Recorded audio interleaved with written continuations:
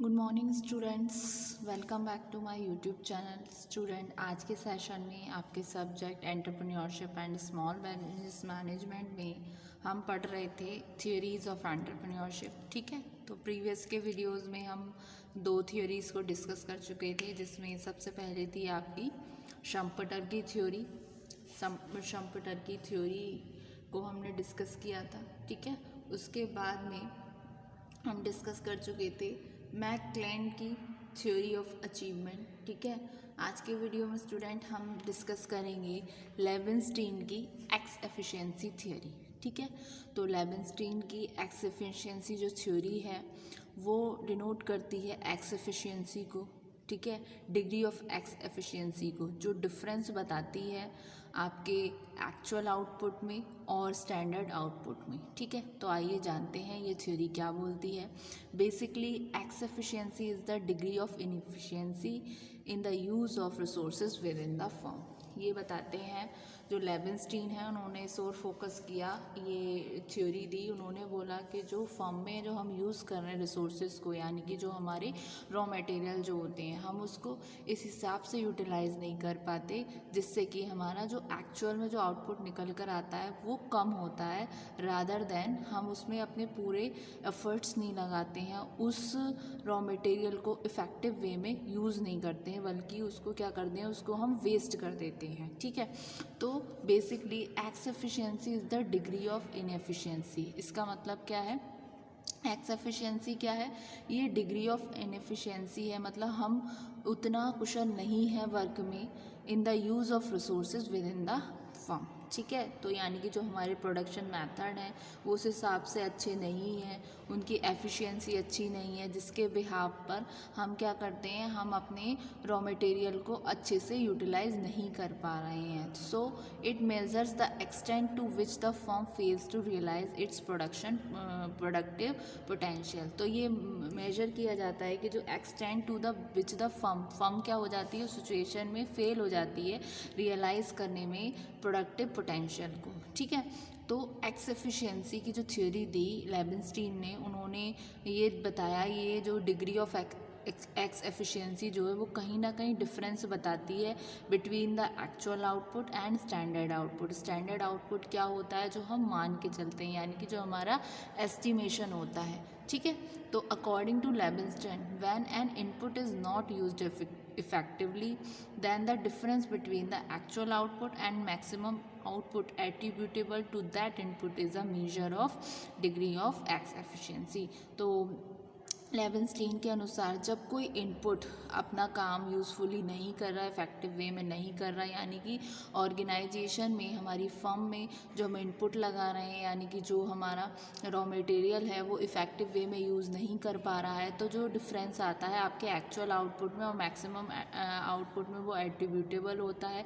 और ये इनपुट जो है वो आपका मेजर का रोल प्ले करेगा डिग्री ऑफ एक्स एफिशिएंसी, यानी कि ये आपका डिफरेंस बताएगा बिटवीन जो आपका एक्चुअल आउटपुट है और आपका जो स्टैंडर्ड आउटपुट है। ठीक है, फिर next, X efficiency arises either because the firm's resources are used in the wrong way और because they are wastage that is not used at all. तो एक्स एफिशिएंसी अराइज जब होती है जब हम फर्म के रिसोर्सेज जो होते हैं, यानी कि जो हमारे रॉ मटेरियल्स हैं, जो हमारे फैक्टर्स ऑफ प्रोडक्शन के जो रिसोर्सेज हैं, यानी कि जो हमारे इनपुट रिसोर्सेज हैं, उनको हम यूज़ नहीं कर पा रहे हैं सही तरीके से। हम क्या यूज़ कर रहे हैं, हम उन रिसोर्सेज को यूज़ कर रहे हैं रॉन्ग वे में, और बिकॉज दे आर वेस्टेड, जिसकी वजह से क्या हो रहा है, वो जो हमारा रिसोर्सेज हैं वो रॉन्ग वे में जा रहा है और कहीं ना कहीं उन चीज़ों का वेस्ट हो रहा है, मतलब वो प्रॉपर यूटिलाइजेशन नहीं हो रहा किसी भी फर्म में।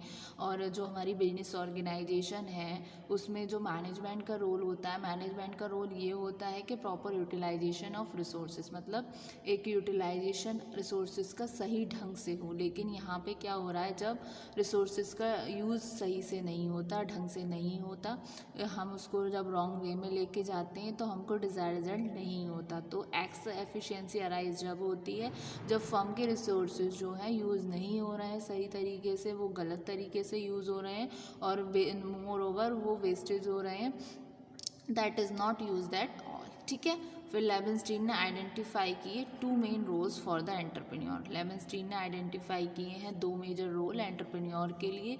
सबसे पहला आ गया गैप फिलर, फिर दूसरा आ गया एक इनपुट कंप्लीटर। तो आइए इसका स्टूडेंट हम डायग्राम देख लेते हैं। तो ये रहा इसका डायग्राम, हम डायग्राम पे इसकी फोकस करते हैं। डायग्राम क्या कहता है? डायग्राम कहता है जो आपका इम्परफेक्ट कंपटीशन है, यानी कि जो अभी तक वेल एस्टेब्लिश्ड मार्केट नहीं है, उसमें क्या है, जो ये एंटरप्रेन्योर है वो उसका रोल है गैप फिलर का। वो क्या कर रहा है, एक रोल फिल कर रहा है गैप का, ठीक है। इनपुट और आउटपुट के बीच में एक रोल फिल करेगा गैप फिलर का, ठीक है। तो जैसे कि जो हमारा डिज़ायर रिज़ल्ट है वैसा ही रिज़ल्ट आए, हमारा रिज़ल्ट ख़राब ना आए, और जो हम चाहते हैं ऑर्गेनाइजेशन से, हमने जो फर्म एस्टेब्लिश की है किसके लिए की है, कि हमें उसका आउटपुट अच्छे से मिले और हमारी प्रॉफिट मैक्सिमाइजेशन तो हो ही, साथ में हमारी फर्म एक लॉन्ग रन तक स्मूथली चलती रहे, ठीक है। फिर दूसरा, fill the gap in imperfect market to put the enterprise in the motion, यानी कि ये गैप फिल करती है इम्परफेक्ट मार्केट में, जिससे कि जो एंटरप्राइजेस है वो एक गति ले सके, यानी कि वो एक मोशन में आ सके, ठीक है। तो दूसरा आता है input completer role of entrepreneur. Input completer role कैसे है, जो हमारे प्रोडक्शन मेथड हैं, जो हम प्रोडक्शन मेथड यूज़ कर रहे हैं उससे हम यूटिलाइज़ नहीं कर पा रहे सफिशिएंट वे में अपनी जो रॉ मटेरियल्स हैं, जो हमारे रिसोर्सेज हैं, उनको अच्छे से यूज़ नहीं कर पा रहे हैं। तो हमें क्या करना है, हमें प्रोडक्शन मेथड की एफिशिएंसी को इम्प्रूव करना है। तो input completer role of entrepreneur, ठीक है। फिर transforming available inputs that improve the efficiency of the existing production method, यानी कि अब हमें क्या करना है, हमें ट्रांसफॉर्म करना है जो हमारे पास अवेलेबल इनपुट्स हैं, जिससे हम इम्प्रूव कर सकें एफिशिएंसी को एग्जिस्टिंग प्रोडक्शन मेथड की इसके थ्रू, ठीक है। तो ये तो रहा आपका डायग्राम। अब आगे इस थ्योरी के बारे में और चर्चा करते हैं। फिर स्टूडेंट, जो हमने ये थ्योरी पढ़ी इसमें कुछ फैक्ट निकल कर आते हैं। ये थ्योरी कहीं ना कहीं कंक्लूड करती है कि एंटरप्रेन्योर एक्ट कर रहा है एक गैप फिलर के रोल में। 2 रोल हैं उसके, एक तो वो है आपका गैप फिलर, दूसरा है वो इनपुट कंप्लीटर, जैसे कि मैंने आपको प्रीवियस वाले अभी जो डायग्राम में अभी डिस्कस किया, ठीक है। तो theory concludes that an entrepreneur has to act as gap filler and an input completer, ठीक है। If there are imperfection in the market, अगर कोई imperfection आ जाती है मार्केट में for using their unusual skills, he gets profit as well as variety of non-peculiar advantages। तो क्या होता है, अगर imperfection होती है मार्केट में तो वो यूज़ करके अपनी unusual skills को वो क्या कर सकता है, वो प्रॉफिट तो पा ही सकता है, साथ ही साथ वैरायटी कर सकता है ऑफ नॉन पेक्यूलर एडवांटेजेस ले सकता है। अकॉर्डिंग टू हिम, उसके अनुसार, जो लेबनस्टन है उनके अनुसार 2 तरीके की एंटरप्रेन्योरशिप होती है। एक तो होती है रूटीन एंटरप्रेन्योरशिप। रूटीन एंटरप्रेन्योरशिप से मतलब क्या है, ये डील करती है हमारे नॉर्मल बिजनेस फंक्शन में, यानी कि कोऑर्डिनेशन करती है बिटवीन द बिजनेस एक्टिविटीज़। एक प्रॉपर कोऑर्डिनेशन होता है जो आपकी रूटीन एंटरप्रेन्योरशिप है उसमें बिजनेस एक्टिविटीज़ के बीच में। दूसरा आता है आपका student innovative entrepreneurship. Innovative entrepreneurship क्या है, जहाँ पर कोई एंटरप्रेन्योर इनोवेटिव है अपनी अप्रोच में और वो इंक्लूड्स कर रहा है उन एक्टिविटीज़ को जो बहुत ज़रूरी हैं क्रिएट करने के लिए एंटरप्राइजेस को। Where not all the markets are well established और क्लियरली डिफाइंड, जहाँ पर जो आपके मार्केट जो हैं वो वेल एस्टेब्लिश्ड हैं और क्लियरली डिफाइंड नहीं है। तो इनोवेटिव एंटरप्रेन्योरशिप क्या है, इनोवेटिव एंटरप्रेन्योरशिप एक अप्रोच में ये इंक्लूड्स करती है उन एक्टिविटीज़ को जो बहुत ज़रूरी हैं। मतलब इनोवेशन का मतलब क्या है, समथिंग न्यू, एक ऐसा यूनिक कॉन्सेप्ट जो अभी तक यूज़ नहीं हुआ है, कुछ नया, या जो पुरानी चीज़ें चल रही हैं उनको हमने अपडेट वर्जन दे दिया। यानी कि जो पुरानी हमारी टेक्नोलॉजीज़ हैं, जो गैजेट्स जो हम यूज़ कर रहे हैं उसमें कुछ एक्स्ट्रा फीचर्स ऐड कर दिए जो अभी तक किसी ने अप्लाई नहीं किए, हमने उसमें इनोवेशन ले आए, कुछ यूनिक आइडिया लेकर आए, तो वो क्या हुई हमारी इनोवेशन। यानी कि इनोवेटिव एंटरप्रेन्योरशिप क्या करती है, ये एंटरप्रेन्योरशिप इनोवेटिव है अपनी अप्रोच के थ्रू और ये इंक्लूड्स करती है उन एक्टिविटीज़ को जो नेसेसरी होते हैं क्रिएट करने के लिए किसी भी एंटरप्राइजेस की। Where not all the markets are well establish, जहाँ पर जो सभी मार्केट्स हैं वो वेल एस्टेब्लिश नहीं है और क्लियरली डिफाइंड नहीं है अभी तक, ठीक है।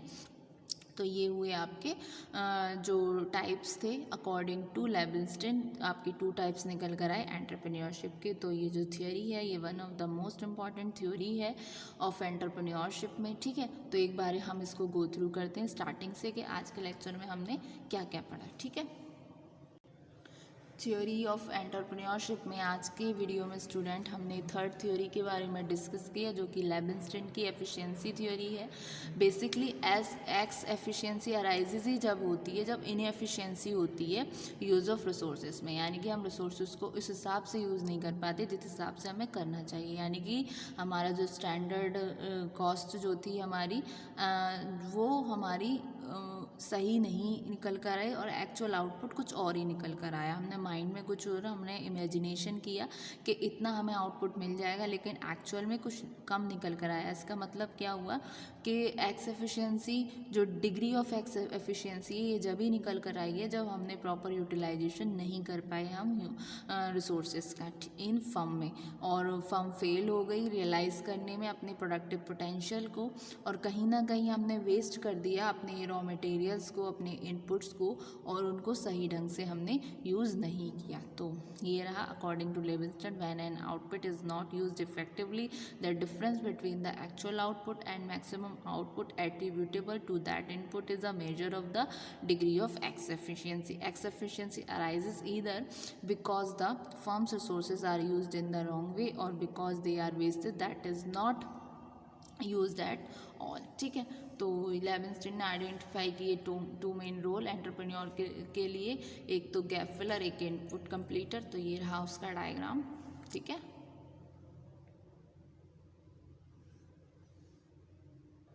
जब स्टूडेंट हमने इस थ्योरी को कंक्लूड किया तो ये पाया एंटरप्रेन्योर के 2 रोल होते हैं, एक तो वो गैप फिलर का रोल प्ले करता है, दूसरा एक इनपुट कंप्लीटर होता है। और जब ऐसा होता है, जब इम्परफेक्शंस होती है मार्केट में, तो वो यूज़ करता है अपनी अनयूजुअल स्किल्स को, जिससे कि वो प्रॉफिट अर्न कर सके।